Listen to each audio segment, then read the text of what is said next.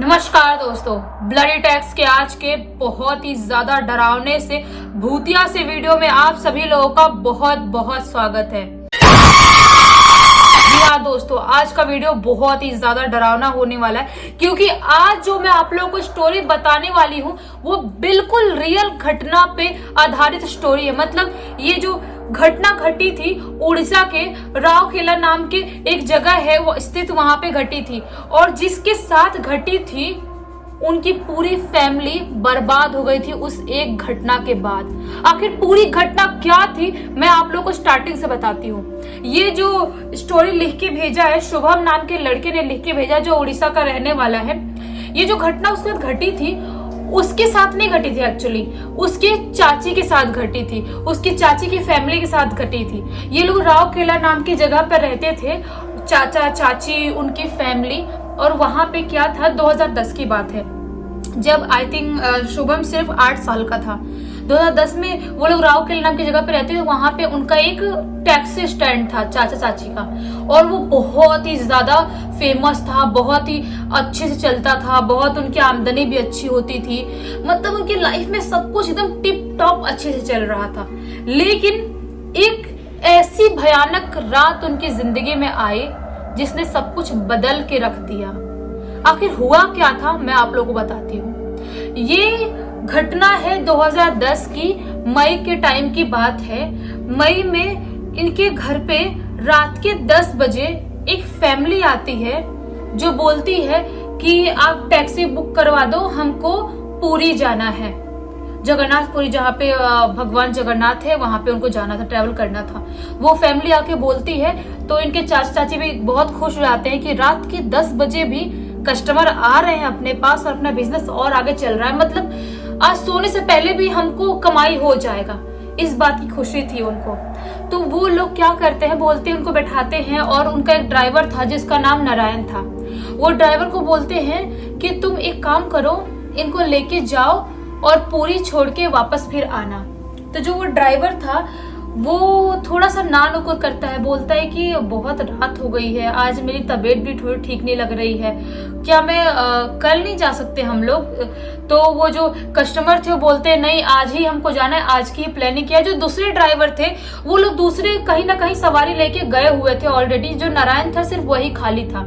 तो ये लोग नारायण को बोलते हैं कि नहीं, तुम्हारा काम है, तुमको करना पड़ेगा, जाओ लेके, इनको जरूरी है, आज ही जाना तो आज ही जाएंगे, कल थोड़ी जाएंगे या 10 साल बाद थोड़ी जाएंगे, जिसको जब जाना होता तभी जाता है। तो ड्राइवर नारायण को ऐसा बोलते हैं। लेकिन जो ड्राइवर नारायण था ना उसके अंदर एक अजीब सी नेगेटिविटी आ रही थी। जबकि ये लोग जाने वाले थे, पूरी अच्छी जगह पे जाने वाले थे कस्टमर लोग, लेकिन उसके साथ ऐसा लग रहा था कि मेरे साथ कुछ तो आज गड़बड़ होने वाला है, मैं समझ नहीं पा रहा हूँ और इसीलिए मेरा मन नहीं कर रहा है कि मैं जाऊं अभी सवारी लेके। लेकिन जब मालिक बोल रहे हैं, पैसे देते तो जाना तो पड़ेगा ही। तो नारायण 10:20 पे उनके घर से सवारी लेके निकल जाता है। जब वो लोग 1 मिनट की दूरी पे ही सिर्फ गए थे कि वहीं से आगे एक काली बिल्ली उनके गाड़ी के आगे से रास्ता काट के निकल जाती है। और हम लोगों ने बहुत सारे वीडियो में आप लोगों को बताया है कि जरूरी नहीं है कि बिल्ली ने आपका रास्ता काटा है। बिल्ली आप लोगों को, वो तो अपने रास्ते भी जा रही है, या तो आप लोगों को एक और संकेत देती है, काली बिल्ली हो या कोई भी बिल्ली हो, कि आप जो आगे जा रहे हो शायद कुछ खतरा हो सकता है या आपकी जिंदगी में कुछ बदलाव आने वाला है। ये सब कुछ संकेत भी एक बिल्ली देती है।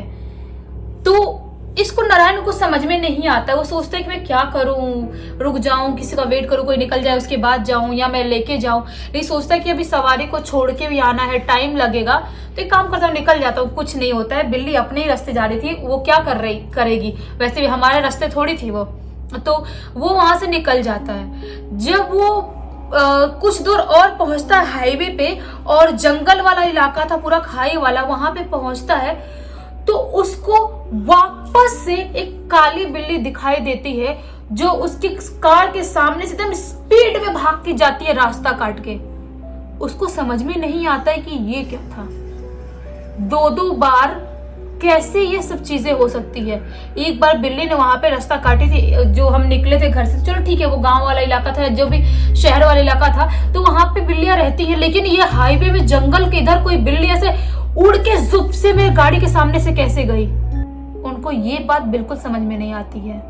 रात के 12:30 हो रहे थे।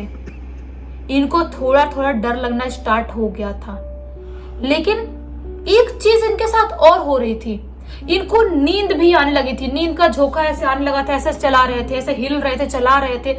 इनको लग रहा था कि मैं शायद नहीं चला पाऊंगा, मेरी तबीयत खराब लग रही है।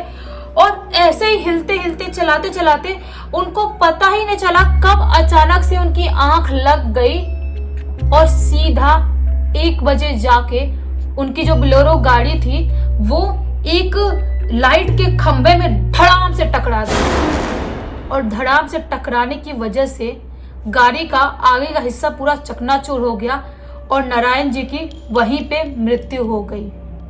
लेकिन सबसे ज्यादा सोचने वाली बात यह थी, जो पीछे वाले लोग थे उनको एक ज्यादा बड़ी खरोच तक नहीं आई थी, छोटे मोटे खरोच आए थे। ऐसा लग रहा था कि इतना भारी एक्सीडेंट होने के बाद भी उनके साथ ऐसा क्यों कुछ नहीं हुआ। तो मैं आप लोगों को बता दूं, कुछ ऐसी चीजें भी होती है दुनिया में, जैसे नेगेटिव होती है वैसी पॉजिटिव चीजें भी होती है। क्योंकि वो लोग जगन्नाथपुरी जा रहे थे तो उनके ऊपर भगवान जगन्नाथ का हाथ भी था, जिसकी वजह से वो लोग इतनी भारी एक्सीडेंट में भी बच गए। वो लोग वहां से बाहर निकलते हैं कार से कैसे भी खुद को बचा के। और जो नारायण के मालिक थे, जो शुभम के चाचा चाची, उनके पास वो कॉल करते हैं। जो लोग गाड़ी में थे वो लोग बोलते हैं कि इस गाड़ी की भयानक एक्सीडेंट हो चुकी है, हम कैसे भी बाल बाल बचे हैं, लेकिन आपका जो ड्राइवर था उसकी मृत्यु हो चुकी है। आप आओ, उसको लेके जाओ, हम यहाँ पे बस वस ढूंढते हैं, हमको अगर हाईवे पे कोई बस मिल गई तो हम वो लेके निकल जाएंगे। वो लोग ठीक ऐसा ही करते हैं, कोई बस ढूंढ के वहां से वो लोग निकल जाते हैं। और जो शुभम के चाचा जी थे वो अपने 2-3 दोस्तों को लेके अपने घर से निकलते हैं वहां पे जहां पे नारायण जी की मृत्यु हुई थी, जहां पे उनका एक्सीडेंट हुआ था। जब वो जाके देखते हैं नारायण जी की हालत बिल्कुल बेकार थी, उनकी पूरी बॉडी कुचल चुकी थी, उनका कार की बुरी हालत हो चुकी थी। आगे से उनको कार से खींच के कैसे भी बाहर निकालते हैं और उसके बाद जो एक मिनी बस लेके गए थे वो उस मिनी बस में उनकी बॉडी को लोड करते हैं। और जो कार थी बोलेरो कार, उसकी हालत बहुत ही ज्यादा खराब थी। उसके ऐसा होता है ना, मोटा रस्सी कुछ होता है, उसके ऊपर बांधते हैं और उस रस्सी को लेके खींचते हुए बस से जाने लगते हैं, धीरे जाने लगते हैं। और जो उनके दोस्त लोग थे वो जो 2-3 थे वो उस जो चकनाचूर हो गई थी उसी बोलेरो में बैठे रहते हैं और ये अकेले बस चला रहे होते हैं और उस कार को खींच रहे होते हैं। कुछ दूर जाते ही ये खींच के उनको एक खाई पड़ता है वहां पे रोड पे और उनको ऐसा लगता है कि मेरे पीछे कोई बैठा है।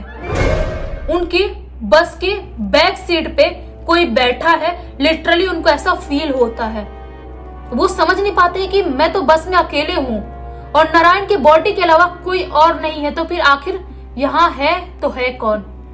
उनको किसी की सांस की महसूस होती है कि जो आप बैठे हो आपके पीछे कोई बैठा, कोई सांस ले रहा है या बैठा है, कोई एक्टिविटी कर रहा है, हाथ पे हिला रहा है, वो पता चल जाता है। लेकिन नारायण की तो बॉडी पड़ी थी वहां पे, तो वो कैसे हिला सकता था। उनका बैलेंस बिगड़ता है बस का और वो धड़ाम से वहीं पे गिर जाते हैं। छोटी सी खाई थी उसी में। लेकिन सबसे सोचने वाली बात ये थी कि जब गाड़ी गिर रही थी बस खाई में, वो अपनी सीट से तो कूद जाते हैं कि मुझे कुछ नुकसान ना पहुंचे और वो बच जाते हैं। जो उनके दोस्त लोग थे वो आते हैं, फटाफट उनको निकालते हैं और पूछते हैं क्या हुआ भाई, ऐसा एक्सीडेंट कैसे हो गया बस का। तो शुभम के चाचा बताते हैं अपने दोस्तों से कि मैं जब अपने बस के मिरर में देखा तो मुझे दिखाई दिया कि नारायण ऐसे बैठा हुआ है बैक सीट पे और उसकी शक्ल बहुत ज्यादा भयानक दिखाई दे रही है, जैसे उसकी पूरी बॉडी लहू लुहान है वैसे ही दिखाई दे रही है, जिसकी वजह से मेरा बैलेंस बिगड़ा और मैं यहाँ पे गिर गया।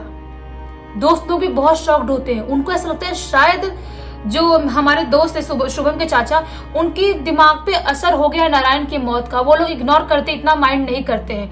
लेकिन ये सिलसिला यहीं पे खत्म नहीं होता है। ये लोग घर जाते हैं, नारायण की बॉडी उनके घर वालों को देते हैं। उसके बाद से शुभम के चाचा की जिंदगी बर्बाद होने स्टार्ट हो जाती है। जब वो कहीं पर भी रहते थे, मान लो रात में वो सो रहे हैं, तो उनको ऐसा लगता है कि नारायण उनके सामने आकर ऐसे खड़ा हो गया है। जब वो कहीं वॉक करने के लिए गए हैं बाहर, उनको लगता है नारायण रोड पे ऐसे खड़ा है। जब वो कुछ भी खाना खा रहे हैं, उनको लगता है नारायण यहीं पे बैठ के वो भी खाना खा रहा है।